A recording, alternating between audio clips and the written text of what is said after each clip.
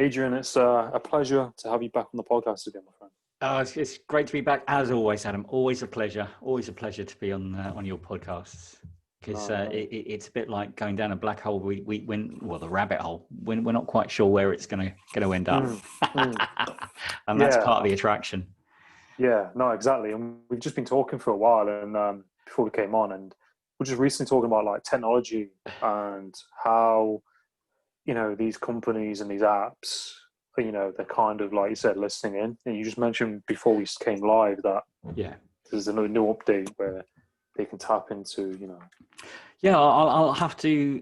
Because I didn't save it or anything, so I can't refer to it as a fact. But I do recall yesterday reading about, and it was on my Google News feed, so that much is true. And any Google search will probably bring it up.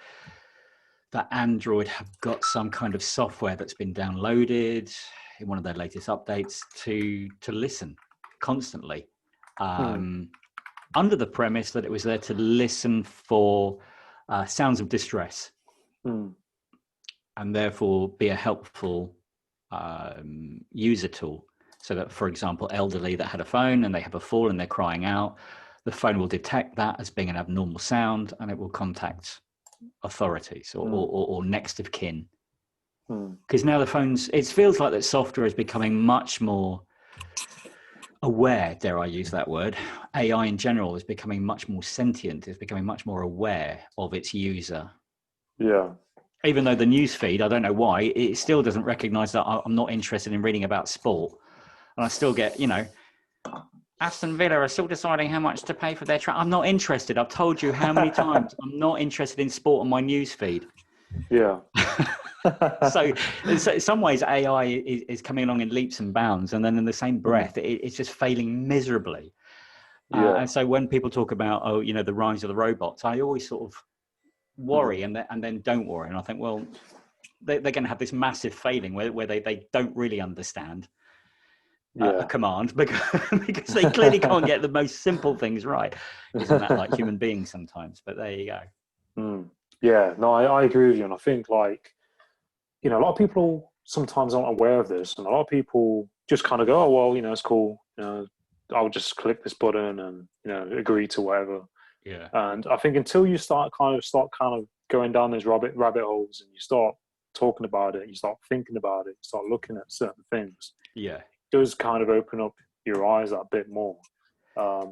Because sometimes I've got Amazon Music on my phone and I'm driving in my car and I can say to it, Amazon, Alexa, I can say, can you play this song? Yeah. But that jingle for the microphone will sometimes ping on by itself whilst I'm driving. I've not even said anything. And I'm like, why is that pinging? Why is that turning on? And it kind of freaks me out because I'm like, somebody higher up just tapping in and listening. And I think, it's been proven. There's lots and lots of data to say that, and statistics and articles where people have had, their device kind of tapped into. They'll go on Google and their cookies, things like that, and they'll get like things added to their basket or advertisements pop up that they've been talking about. Yeah. Well, that's true with definitely. I can vouch for that myself personally. That I have been talking about things to friends and family, and within a very short space of time, I think it's just within hours, you start noticing adverts on your phone for the things that you were talking about. Not necessarily searching for, but just simply talking about, which then gives rise to the feeling that, well, we are being, can I use the word spied upon? Listened to. Yeah. Spying's a bit too heavy, but being listened to. Whatever it is that we're saying is being recorded, analysed, and then utilised. Yeah. Is it monitoring as well? Is it? Yeah, monitoring is a good word. Yeah, we're being monitored. I think as well, like what you said, like with that it says Google updates Android smartphones to listen to houses or suspect sounds. That's it. That's the one. Google says the update will make it easier for people with hearing issues to be notified of events. Google has rolled out a new update to its Android platform that will send users notifications to their phone that hears certain household sounds. The feature doesn't really make a lot of sense. Because my dad's hard of hearing, and he can't Yeah. hear when the phone is bleeping at him or telling him something. Yeah. So if something unusual was happening in the house and the phone was trying to tell him, he wouldn't know because he can't hear the phone. So that's kind of shooting themselves in the foot. And I'm going to be cynical and say I don't believe that that's the real reason why they've done this update. It's just to listen to the house. Yeah. Yeah. No, To that's listen it. to I mean, everybody talking and glean the information that they feel they need to glean for whatever reason. yeah. No, it's definitely a lot of power these companies have, isn't it? And recently I was watching, don't know if you've seen it, but I shared it to LinkedIn. It was the social dilemma. That's on for my Netflix to watch. People have told me that I should watch that, and I will do next. So don't give me any spoilers. No, I won't. But I saw I saw the first 15 or 20 minutes, and you're just kind of like, oh, okay, so that happens. And it is pretty frightening when you think about it. But I think the problem is, these social media companies, they're so big now. Yeah. They've got so much power, so much money. Yeah. And it's almost like there's no stopping it. The government can't. The government can only kind of put certain things in place. Even if they do, yeah, it's they kind of reached the pinnacle now where it's like, well, yeah, agreed. Have you, talking about things to watch that sort of open minds, have you watched similarly, I'm sure, to the social dilemma, a film called The Circle? The Circle. No, I've seen It's with Hermione from Harry Potter. I've forgotten her real name. Sorry, Hermione. Yeah. And Tom and Tom Hanks. Emma Watson. Emma Watson. That's it. No, I've seen the trailer for it. Yeah. You need, and everybody out there, you just need to watch that and take that with as little or as much salt as you like. I want to just do a caveat right here and right now. I'm not a conspiracy theorist. This isn't about to be a conspiracy theory hour-long podcast. I've got a very open mind. That's all it is. Yeah. And I don't discount anything until it's been proven either by myself or professionals. And The Circle is, or sounds a lot like what you've just said, and what you've just been talking about, where they are an internet company. You could say that it's very loosely, but it actually sounds quite close to the wind regarding it could be Google or Apple. It's meant to be the world's largest internet company called The Circle, and it's about a young intern, Emma Watson, who starts with them and realizes early on that she doesn't really like the sort of level of intrusion that the company has on the individual. I won't give you any spoilers, but I will say that it shows you how people can be influenced and their minds changed. Yeah. And that's what I've seen in life. I think, I know I'm getting on and I'm starting to have, old sort of fashioned views all of a sudden, but I'm going to start having one of these like old, in my day. But it just feels like that people now are much more ready to give up rights, privacy, in the name of ease, in the name of some feeling of commune, of community. And I think we have to be very careful with that. Yeah. It's just something we need to be aware of, and we need to satisfy ourselves that the information that we are giving to companies, any companies, big or small, is relevant for them to have. Why does that company need to have this information? My fear is, and I'm guilty of it, is that we don't, and we just give it. We just click the accept button when we get the cookie, that little cookie message every time we go on a website. Yeah. They know we're not going to read that. They know we're not going to say, I only want certain cookies. Just for the sake of ease, we click accept all cookies. But I do think it's a cause for concern. Yeah. And what is that concern? What do companies ultimately need our data for? What is data for? Data and this is just my opinion, it's no evidence-based facts or anything, but companies need need facts and data in order to make money. So that information that you have given to one company can be, depending on the small print, which we never read, can be sold on to third parties for a fee. Yeah. So your information that you've given away free is now making somebody else some money. And that doesn't sit well with me. And by the way, just so I'm not sound like I'm bashing the digital age, that's been happening for possibly forever. I used to work for local authority a long time ago in another lifetime. And all your information that you gave for the census, for your council tax information, your phone numbers, your email addresses, that was all sold on. And that made local authorities a substantial amount of money. So information is key. That's the bottom line. Is information is key. Information is valuable.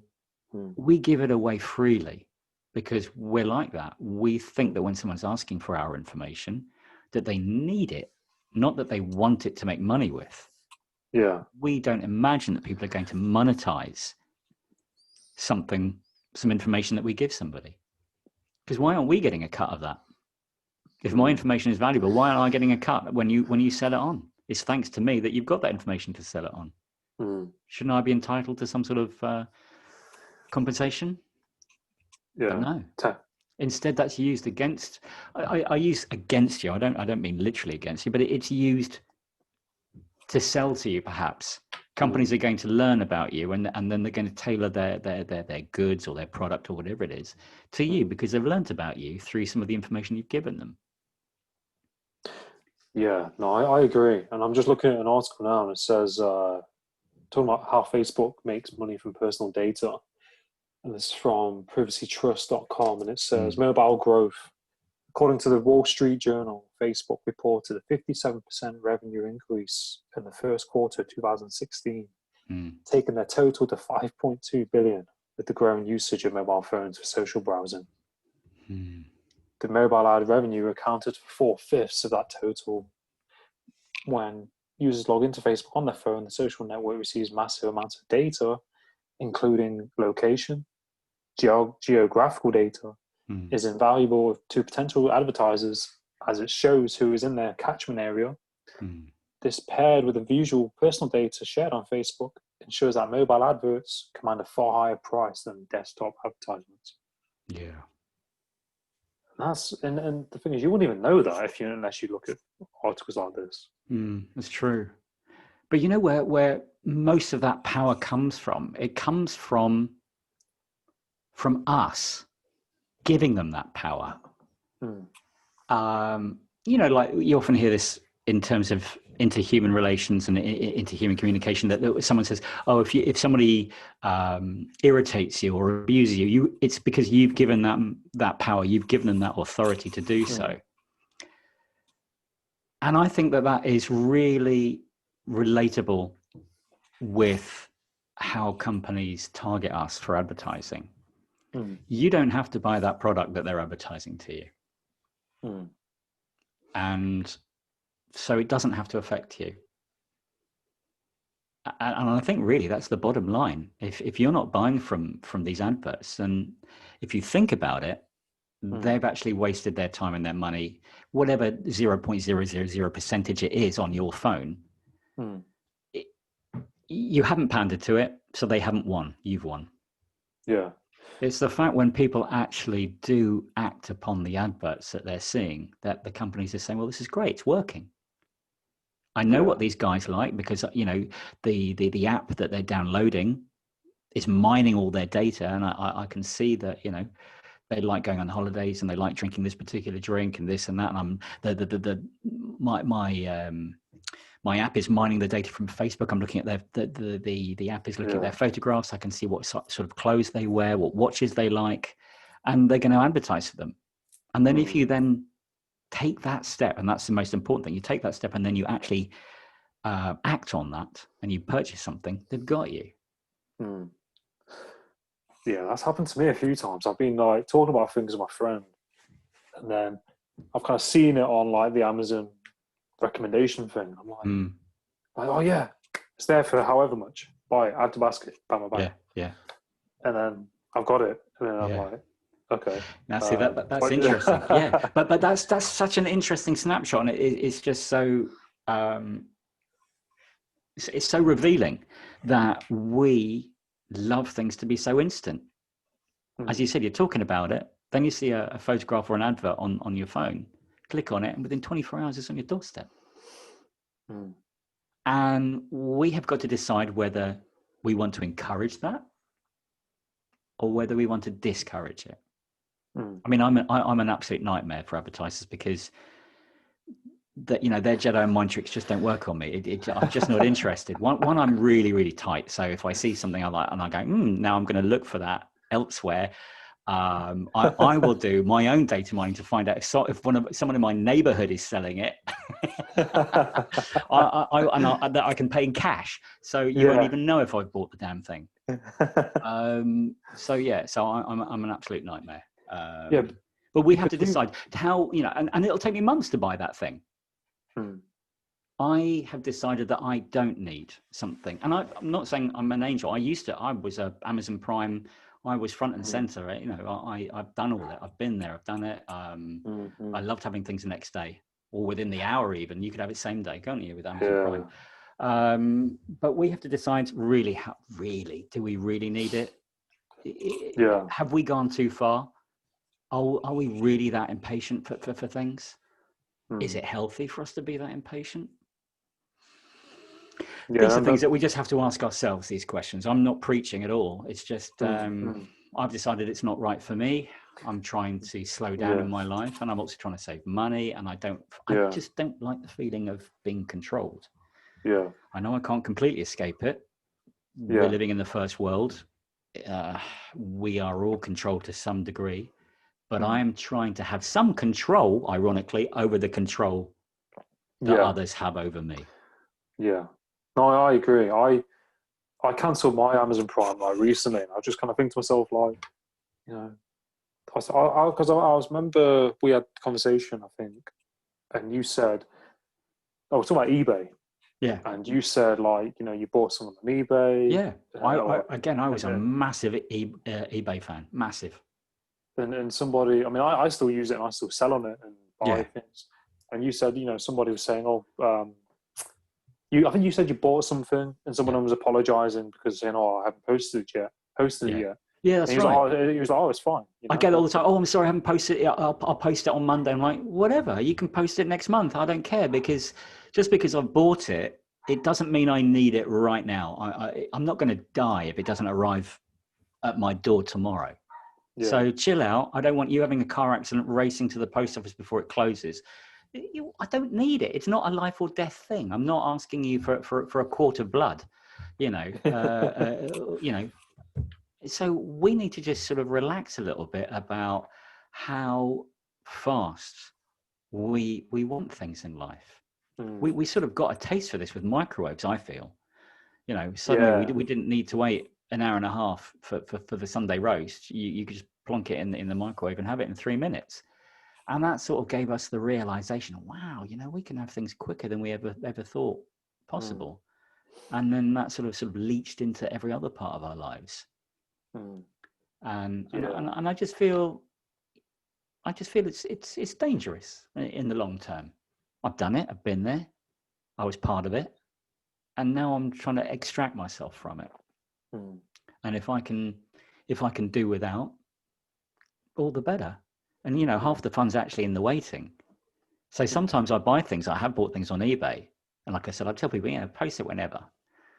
And then you forget about it. And then something comes through your door a couple of weeks later and you go, oh, what's that? And it's like Christmas. You know what I mean? You don't know. You've forgotten what you bought. And ironically, that's actually quite bad because it shows that you don't really need it. Because I've lived my life in between that period, not pining for it, not being in any discomfort for not having it. And then you think, do I really need this product? Am I just being greedy? Am I just pandering to my first world desires when there are bigger things to worry about. I mean, it is. And I know, and then I've had these sort of arguments online with other people where people have actually said, oh, not in so many words, I'm going to paraphrase here, but they've basically called me sort of an economic traitor for, I'm not helping the economy. I should be spending everything I earn. And there should be that cycle that I'm keeping people in work by constantly purchasing, and consumerism is good. And I understand that perspective. I don't necessarily agree with that perspective. There has to be another way. I'm not saying consumerism is all bad. Nothing, I think, on this planet is all bad. There's good and bad with everything. We just have to find some balance. I mean, that is the word in everything, in every part of our lives is balance. Yeah. And I don't think anybody should be ridiculed, judged, or penalized for wanting to not to opt out. I haven't opted out of life. I'm still very much a part of life. I'm just tailoring it. I'm just trying to calm it down. I'm trying to make some sense of it all, and I'm trying to not be a slave to instant emotions and instant gratification all the time. Yeah. And I think and I feel that sometimes these companies, they survive on, or they thrive on the human condition wanting things. They know how we are. They know how the dopamine affects the brain. I was watching TikTok the other day, and it's infected that. They're like, there's this guy and there's this girl saying, "Now, 10 things you didn't know you wanted on Amazon Prime now." And you're like, oh, what is this rubbish? And then you start getting hooked on this. Like, there was this charger thing that you plug into the wall and it does something else. And I thought, that's quite interesting. And then I had to sort of mentally slap myself in the face, go, stop it. You don't need it. You didn't need it yesterday. You're not going to need it tomorrow. But they know how to trigger certain moods, certain feelings. Yeah. And they sort of trigger those childhood they sort of that feeling of, you become interested in something you haven't seen before, something novel. It's the novelty factor, and that's very powerful. And we have to be guarded about this, because we could end up spending money we don't have, buying things we don't need, trying to impress people we don't care about, including ourselves. Look at me, I've bought that. Well, good for you. It's going to be obsolete next month. Yeah. No, I think that's a really good point. I think, like, with instant gratification, how certain apps and certain companies know kind of like, what to do to kind of generate, certain emotions and, certain videos that we might watch and, certain people's content, and it hooks you in because it's like, it's addictive. And, once you get into that, you kind of want more of it. And it says on Forbes why instant gratification is the one marketing tactic companies should focus on right now. Consumer behavior. We have to educate ourselves. We have to be aware of what it is that we are susceptible to. We're all different. The things I'm susceptible to, you might not be, and anyone listening to this might not be. So we have to, we really have to go back to basics, and that famous Greek phrase, which translates as "know thyself," which first became obvious in The Matrix when he's in the kitchen. It's written up there above the kitchen door, and it's so important to know yourself, know your weaknesses, know your strengths, and then you can go forward knowing, when you're faced with certain things, this is going to cause one of my triggers. I know that this is going to be a problem for me. TikTok, addictive to a lot of people. I am not immune to that, by the way. Those Jedi mind tricks do work on me. I have to be very careful with TikTok, because I will start, I'll just have a look. How about watch a couple of videos, Before you know it, 4 hours have gone of your life. You're like, where did that time go? And it's dangerous. It is dangerous. They have discovered the way to to lose time for you. It's your time that is wasted, if it is being wasted. I mean, there is actually a lot of caveat here, a lot of good content on TikTok. It's not just mindless fun. Depending what you put a hashtag into the search engine, and you can get everything that you really, really enjoy to watch compacted. 60 seconds of something about ancient Egypt or the Vikings or politics or economics. It's great. When I first went on there, I was like typical people of my generation. Now, it's just all rubbish and people playing the fool.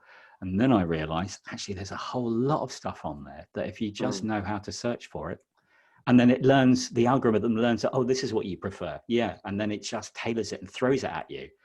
There's the danger. Once it knows what you like, what you're really interested in, it will just hit you with it. Video after video after video after video. Like, I can't get enough of this stuff. And because it's never ending. When you watch a documentary on the same sort of thing, the documentary has a beginning and it has an end. When the titles run, you get up from your seat and you go make yourself dinner. TikTok doesn't have that. It's the longest running series in the world. So that is the danger. You have to regulate yourself.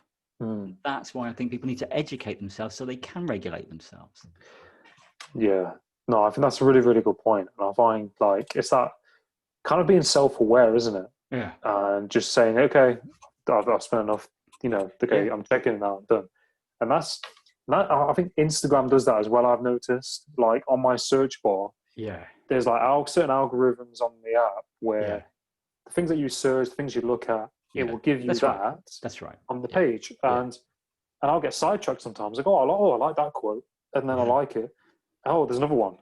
And I spent 20 minutes going through all these quotes. See, that's so interesting. See, it doesn't work on me. Instagram is great. I love it. I use it, but I'm not, I can take it and I can put it down. I'm not really hooked on it at all. Pinterest, however, is a different story. I go down the rabbit hole with Pinterest in the same way you've just described about Instagram. I don't know. It just doesn't have that magic ingredient for me, Instagram. But Pinterest, that's it. Oh, it's dangerous for me. Heroin and cocaine. It's Pinterest and TikTok for me, and I've got to regulate my intake of both of those. I now don't watch TikTok before I go to bed because otherwise I won't go to bed. I'll be sitting in the chair and it'll be like 11 o'clock at night, and then when I stop watching TikTok, it'll be 4 o'clock in the morning. The sun will be shining, and I'll be like, "What on earth? I haven't slept yet." So no, so that's a no for me now. And the same with Pinterest. Because I love Pinterest in the way you've just described Instagram. I love finding motivational sayings, inspirational things, comedy stuff as well.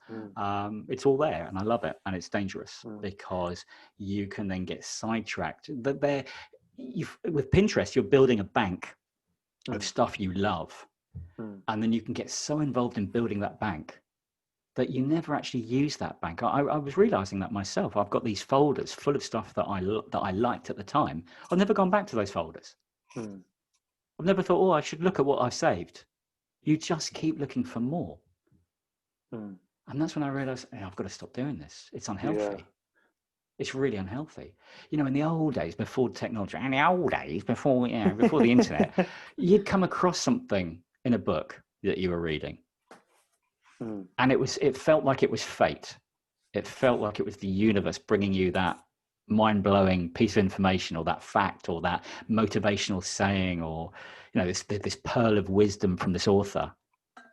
But now, with our instant gratification being how it is, we're seeking thousands of these motivational sayings. We're seeking millions of these inspirational epithets and phrases. And we can't use them all at once. We can't live by all of them. Some of them challenge other ones that we like. But this one says I should just live my life and be free. And this one says I should be disciplined, and I love both of them. What can I do? And you start having a meltdown. That's why I'm saying that it's dangerous, because it can really take us to the edge of insanity if we're not careful. And this is where I have decided it's my time, my age. It's just right for me to try and take a step back, step off the carousel. I'm trying to pare down my life and what is important to me now. So the important things are my health, I want to have just a few good things that are important to me, a few good sayings that really, really say it all for me. And I'll just sort of live by these sort of things. Yeah. I don't need millions and millions and millions more of clever, pithy sayings and epithets. And it's too much. It's just too much for us. Yeah, no, I think it's really true what you said. And I think like as human beings in the kind of era that we're living in, people are constantly, not all people, No. you know, in that constant kind of need for more, you know, like it's a bit like, oh yeah, this is great, consume it, okay, next thing, Yeah. consume it, next thing. And I think, you know, until you're aware of that, or you kind of think about it, then, do you know what I mean, it comes into your awareness, so you can start, you know, making those changes. You've got to ask yourself some hard questions if you find that that is you. And that's, I think it will have, if it hasn't happened to you, then it will inevitably happen to you. It happened to me. I've been there. I felt it. It's an addiction. And you have to break an addiction, and you have to go cold turkey. You have to realize, first you've got to be aware that you're addicted. And secondly, then you've got to be willing to do something to break that addiction. We've got to ask ourselves as well, even if we think it's a positive addiction, like you or me, looking for sayings, for meanings of life, for things like this, always looking for something that we can utilize in our own lives. I think, again, this is just personal opinion, but I found that when I was getting stressed out, I've been reading so many different amazing phrases and sayings and people's perspectives and leaders teaching us this and teaching us that.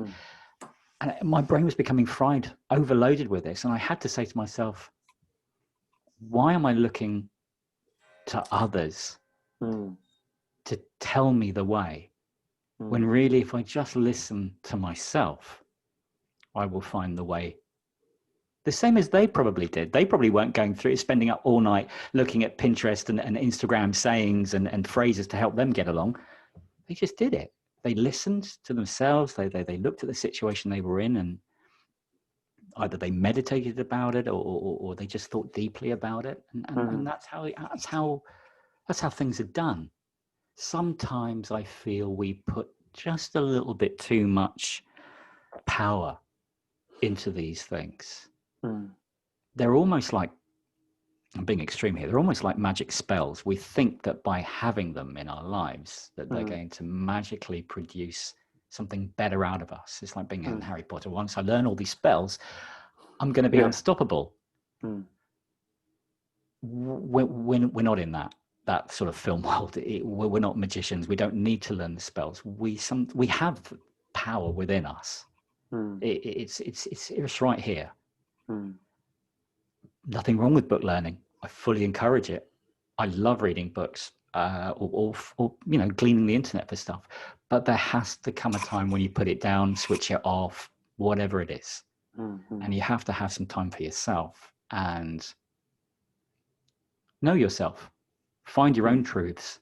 Just because you've learned someone else's truths because they've written it in a book doesn't mean it's going to be your truth. These are half the problems I've had on LinkedIn where people have, you know, gurus have said, this is the way you should be doing things. And I've had to say, look, I'm sorry, but we're not all like that.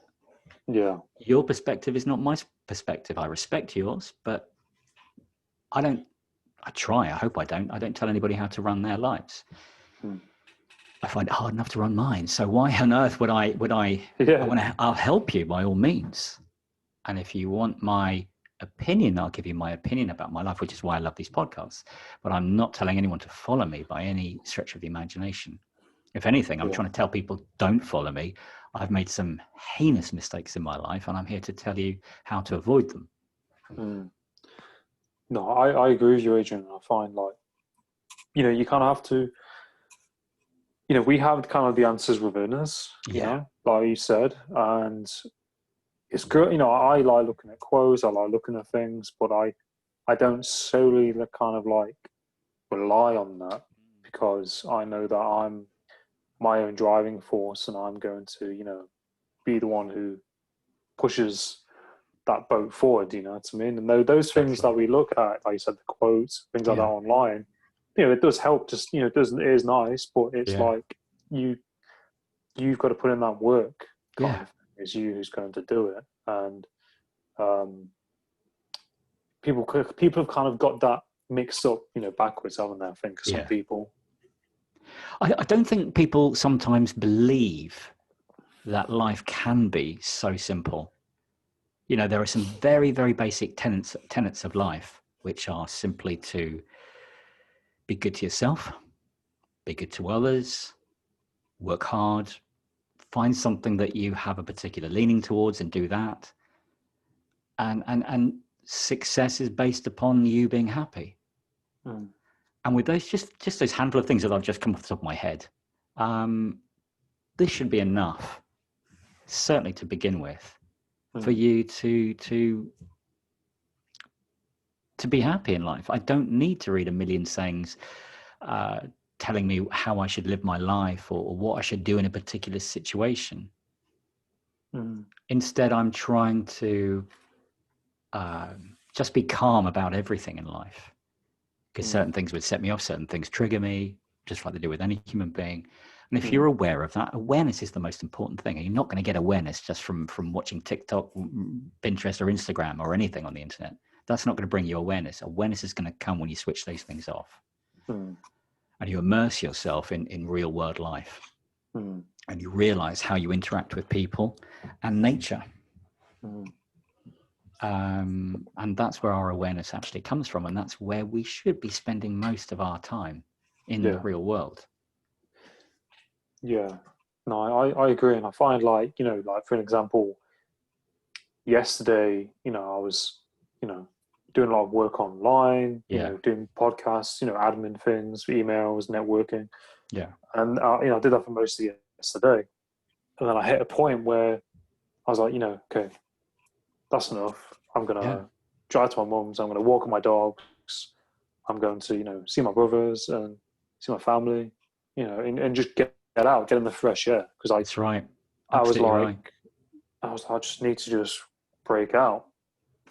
And absolutely, I think that like you say, kind of comes into that kind of self-awareness and being and checking in with yourself and just kind of. If you know that you can get addicted or lost, go down the rabbit hole of being on the internet too long or just being on the computer too long, as long as you're aware of that, that's step one, and that's an important step to have, is the awareness. The second step is, how do I discipline myself? And you have to either literally use self-discipline, set an alarm for yourself, put on your mobile phone, after 2 hours I'm going to get up and have some away time from the screen, or like me, use a really, really, really uncomfortable chair. Now, seriously, it's not as mad as it sounds. You know, like when you look online and think, oh, I need an office chair. Oh, that looks like a nice comfy leather chair. Oh, yeah, don't do it. Don't do it. Buy a wooden chair. Buy a wooden kitchen chair. No cushions. It's so uncomfortable. I have to I keep shifting because it is really uncomfortable. But it's good because, one, it's making me move. And secondly, after this podcast, I'm going to get up and walk away because it's just so uncomfortable. Yeah. It's a little cheap hack. Yeah, no, that's a really good point. Well, I remember, and another thing, I don't know if it's true, but that there was a urban myth that, even though it's an urban myth that sounds believable, that McDonald's back in, I don't know if they still do it, but certainly back in the 80s and 90s had not psychologists, but they had physiotherapists sort of help them with the design of the chairs that they used in the McDonald's restaurants, so that people would only be comfortable to sit on them for no longer, in general, roughly, approximately 30 to 40 minutes. That way they could have a turnover of people, of customers, because they didn't want someone coming in and then just sitting there with their laptop and sitting there all day, sort of as we're used to seeing, or prior to COVID, as we were used to seeing in places like Starbucks and Costas and other coffee shops. Wow. But back in the day, I remember people saying, oh, you know, that those McDonald's chairs have been, you know, properly physiologically tested so that you become uncomfortable after 30 minutes. I was like, no, really? I'm like, yeah. Wow. And I thought, I could believe that, yeah. That's clever. If it's true, it certainly is. And if it isn't true, then someone's going to start acting on it. Yeah. Let me see. McDonald's shares 1980. I'm gonna get loads of images now. Yeah, you are. Yeah. But then if you think about it, almost anything that's used by the general public, railway stations, oh my word, those benches, those metal benches with the holes in them, they are just the most uncomfortable things you've ever sat on. I'd rather stand. Yeah. I And do see what then you you start mean. thinking, oh, is this why they do it? So that people don't just find a spot, sit on it, or sadly, for the homeless, Yeah. then don't use it as a bed, which is just, that's another story. Yeah. There, it is crazy. I mean, when you think about it, the thing is, if you want to get a fast kind of changeover in customers, you're not going to have comfortable chairs and things like that. You want people in, eat out, get more people in. Yeah, the irony, there is always irony. There's always another perspective. Is that, let's take flying for example. When we could fly, you had economy and you've got first class, and by making economy as uncomfortable as it is, there's part of the business sort of psychology that says, well, once you've been in an economy seat, you won't want to do it again, in which case you're going to pay for a business class or a first class. Doesn't always happen, because people are governed by their finances. And then some people's mind will be, I can put up with that for 8 hours, so I'm going to put up with it. Yeah,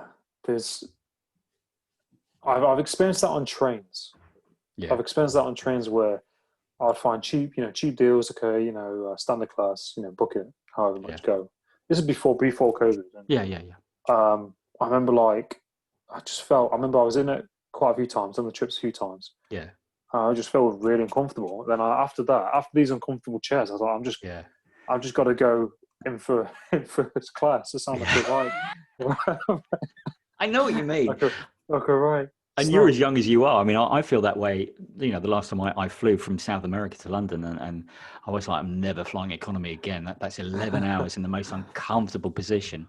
But I will do it again, because the money to me is slightly more important, which is ridiculous and is ironic that it's slightly more important to me than my back health for those 11 hours.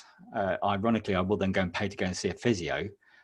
or a masseuse to go and put everything right again, put it in the right position, because it's uncomfortable. It depends on your situation, isn't it? If you can do that, then that's fine, isn't it? Yeah.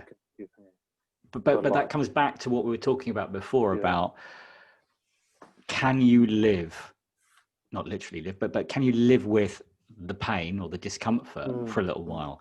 Same thing with going back to the adverts on your phone, or being addicted to, for example, Instagram, Pinterest, or TikTok. Can you just step away from it? Can you live with the discomfort of not dipping into those apps every day? Yeah, I think. Can you become hardened and say, actually, you know what? I haven't looked at TikTok for a week, and I don't miss it, and I don't need it.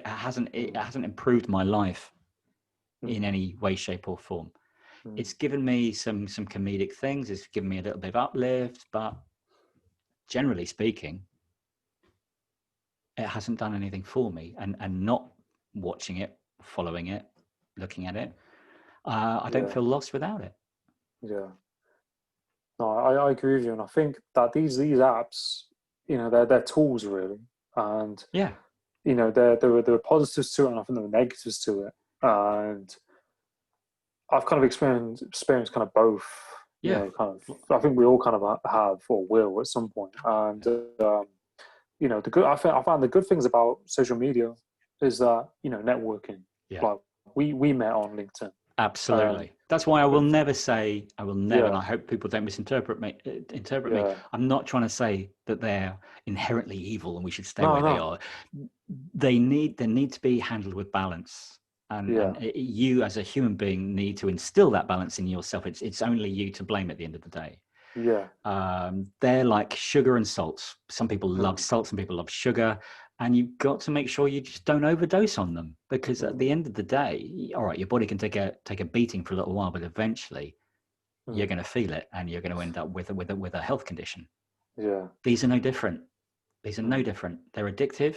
they're sweet, or if you're a person that prefers a salty flavor, then they're salty. But they are both dangerous in large quantities. Yeah, no, I definitely agree, because like I use, social media for my podcast, making content, putting it on there, and I invest a lot of time in doing that. But like I know, like in my day, making the content, putting it out there. Yeah. After a while, like if I don't have a break, I feel like crap. Even though I put out the content, I'm like, I've just spent all day. I've got these other things I need to do. Yeah. You've got to be disciplined. Yeah. You've got to have a goal and say, well, I'm going on here.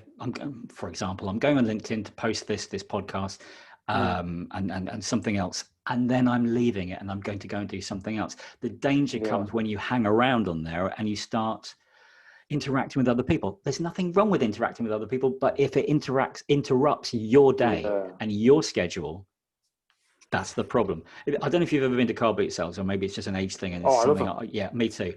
Trying to be funny here, but there's a little lesson. It's the same thing with you go there to sell your stuff, right? So I go there with my car, I fill it up, I'm selling all my stuff. I get a bit because I'm just sitting there. And then after a while, I'm like, oh, my bones are aching. I need to get up and have a walk around. I have a walk around and I end up buying half the car boot sale. Right? Go there with your plan, be disciplined, and get out when you're finished. Do not get up and walk around and start buying stuff. Have a plan. That's a good way of putting it. I've got my mates into car boots recently, and I was watching. I don't know if you've ever seen it, Gary V. Trash Talk. Yes, I have. Yeah. Oh, it's amazing. Yeah. And it's the same with. No, it's a different topic. I was thinking like charity shops. You have to be quite disciplined in there. Yeah, same for me. Yeah. I was mildly addicted to charity shop shopping at one point. Yeah. You go in there and there's some great stuff that's just been overlooked. Yeah, if you know, because the thing is, sometimes the people in there who work there don't really know the label.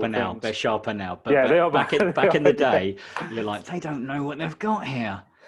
and depending on, and here's another truth. I mean, depending on the location of the charity shop, right? So I live in a particular zone, shall we say? Yeah. Where I'm not too far from the sort of Beverly Hills of England. Church. So a lot of there are quite a few superstars that don't live too far away from me. Yeah. So I wish some of their money would blow down the wind to me, but sadly no. But yeah, so that there's some gated premises with security guards on the gate, not far from where I live, and so when they get rid of stuff, husbands pass on, wives pass on, what have you. The next of kin just pick up the stuff, put it in a box, and just leave it outside a charity shop. You go to the charity shop the next day, and you're like, oh my, there's Prada, there's Gucci, there's ridiculous things here, and you're just buying them for pence. And for a little while, I was getting, pretty good at picking stuff out there before the people behind the desk. But now they're sharp. They're sharp now. They're looking for everything before they open up. So, but yeah, there's still good buys there. But you have to be careful. Going back to the point of, I had an addiction for it. Yeah, no, it is. It's pretty amazing charity shops, and I used to laugh at my dad for going to them as a kid and when I was a teenager. We all did. Like, you're going to a charity shop. What's wrong with you? Yeah. And then I started going. I go quite frequently, and I found the other day. In that place we were talking about earlier. Yeah. And there was a Ralph Lauren jumper. Yeah. It was £8. Yeah. And I was like, okay, thank you. Yeah. You know what it is? It's the dawning in our minds of value. Before that, our minds are geared to, this is a shop where I should buy stuff. This is a shop where poor people and losers go. We're very black and white like that. And it's not until we realize actually there's value in this. And it's not purely just for a certain segment or sector of the population. It's for everybody if you understand what good value is. Yeah. And I think that this loans itself to everything in life. We go through life, everybody does, where we have these prejudices. And it's not until you look, you have to literally almost physically change your perspective. Yeah. You have to ask yourself, well, why do I have this prejudice? And is there another way to look at this? Is there value in what before I cast aside and said that is valueless? Can I look again? Can I say, well, actually, there is value in this? And so it's just like the charity shopping. It's you can find some absolute gold in these places. You just have to be willing to go there and look for it. Yeah. Instead of going to, for example, let's use your Ralph Lauren jumper. Instead of going to Ralph Lauren, you go to the charity shop and you're not sure what you're going to find there. So you're going to have to work a little bit. You're going to have to spend time. Going back to the whole time thing that we were talking at the beginning of the show. Can we slow down? Can we give our time to things instead of wanting everything instant? Oh, I'm just going to buy a Ralph Lauren jumper on Amazon. Bing, it's on Amazon Prime, so it's within the day. Or well, am I going to go to a shop? I'm going to spend maybe an hour in there. I'm going to peruse it. There could be all kinds of wonderful things in there, and then I'm going to find what I wanted all along. And there's a joy in that. Yeah. There's an education in that. There's a stimulation in that you're not getting through the instant gratification of hitting, put it in my basket on an app. Yeah, not completely. When you go, I mean, as you said, you saw the Ralph Lauren thing, a jumper, and you're using all your senses. You're picking it up, you're looking at it, you're assessing the size, you're assessing the quality. You're being tactile with it, you're feeling it. You think, yep, I like this. This is all right. All your senses are going on an app, any app. Let's not just pick on Amazon here, but any shopping app. You can't do that. You are going to wait till it comes in the post. You're going to unwrap it. Then you're going to try it on and do all those tactile things then. And if you don't like it, then you're going to put it back and send it back. There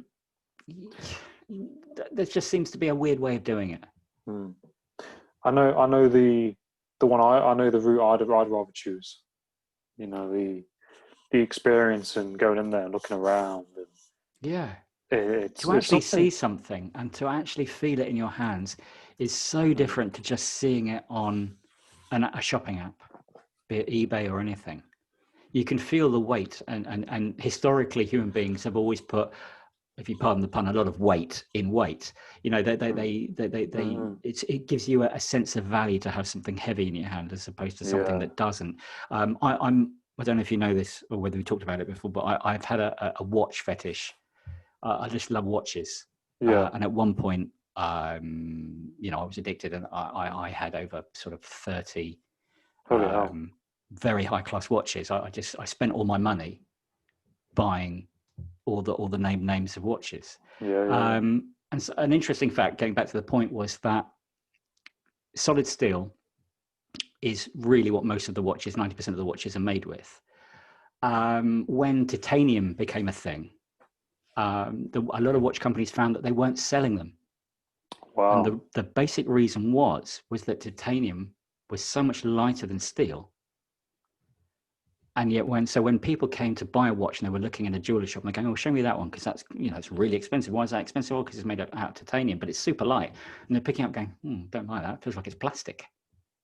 Yeah, I'll buy the steel one instead, thank you. And they're like, but this is worth so much more. Do you understand the tooling that was involved in having to cut through, this piece of metal, because it's not just steel? I'm like, yeah, but when I hold it in my hand, it just feels like rubbish. All to do with how we value weight, and so that's why it's so important to feel things in our hands to get an idea of what it is we're spending our money on. Yeah, no, that's so true. I remember you don't get that just by shopping online. Yeah, my friend, he's got a nice watch, and it's like Lacoste. And it's just a sports watch, but it's heavy. Yeah, you feel it, and I'm like, I feel like you're doing reps with your arm when you're looking at the time. Oh, what's the time? Hang on, I'll just tell you. Oh, It felt like this crystal. It was like the weight to it, and I was like, that's a watch. Yeah, and it was expensive, but it wasn't. Yeah, it wasn't like ridiculously a Rolex expensive. Yeah. And I've picked up watches in shops that I've looked at, and it's like, it's light. And then it might be £300, and you're like, what? But it's very interesting that kind of point you picked up, and it must go back, It just does. It years goes back into to our. the beginning of time when we would put value in something that weighed a lot, that Mm, was heavy. I'm still like that with my phones. mm, When I buy a new phone, because I buy them outright rather than as part of a contract, and I tend, when I go to the phone shop, to pick each mm. one up, and I literally feel it. And ironically, they go, "Oh, are you looking for a lighter phone?" I'm like, "No, I'm looking for a heavier phone." And they're like, "But why?" And I'm like, "I don't know why. I'm not going to go into the historical perspective of this, but I just like heavy stuff. Yeah. I know it's gonna misshapen my pocket, but I just like it. Just Yeah. let me have my thing. This is my little thing. It just needs to be heavy. Because then I know it's there. When it's in my pocket, in my coat pocket, I can Mm, feel it weighing me down on one side. And I feel like, when I had a yeah. light phone once, it's like, oh my, every 5 minutes I was patting myself down going, have I still got it? Yeah. Weird, isn't Yeah. it? Yeah. It is weird. I didn't even realize that until you bring it up, brought it Mm, up. I've been thinking about it. Like, yeah, it makes sense. And it's like kind of subconsciously, isn't it? It's just automatic. yeah. Yeah. No, it is fascinating. I hate to cut it short, but I've No, got to shoot understood, in mate. 5 minutes, Yeah. man, because I've No, I got. understand. That's fine. But We'll do it I've again. Don't worry. yeah, As we yeah, always do. yeah, we do. But no, it is always a pleasure to have you on the podcast, and we just chat naturally, and I think we Yeah. touch base on good topics, and we just kind of glide, and Yeah. I'm really great. I'm really grateful, to have you as a friend and to be able to do this. Oh, Adam, that's great. I mean, I feel the same way. Yeah, it's amazing. I think for anybody that's watching, friendships can be created and survive over the. We've never met each other in person, Mm, but you are without a doubt a friend of mine, yeah. and I use that word very advisedly because I'm very aware of the word friend. Mm, And I don't say I have too many of them, but really, yeah. it's an absolute pleasure, really, to be Mm, on your podcast, and I'm so grateful you've invited me on, and it was wonderful how yeah. we met on LinkedIn. Yeah. So Yeah. there you go. That just shows you that there are good things to be gleaned from the internet. I'm no way am I saying everything is bad. There's good and bad. You have to Yeah. find the balance, find the Mm, equilibrium, and mm, enjoy life through mm, that equilibrium as best you can. yeah. I haven't perfected it. I'm far, far from it, but I'm aware of it, and I'm taking steps, including this wooden chair that I'm sitting Yeah. on, which will now lead me to get off Yeah. this seat and not be on Yeah. the internet all night. Yeah. Nice. So there you go. Great to be on the podcast, Adam. Yeah. No, you're very welcome, and I much appreciate it, and I look forward to next time. Definitely, mate. All right. Have a good Yeah. one. I'll see Yeah. you very soon. Yeah. You take Take it care. easy. You See you too. Bye soon. for now. All the best. All the best.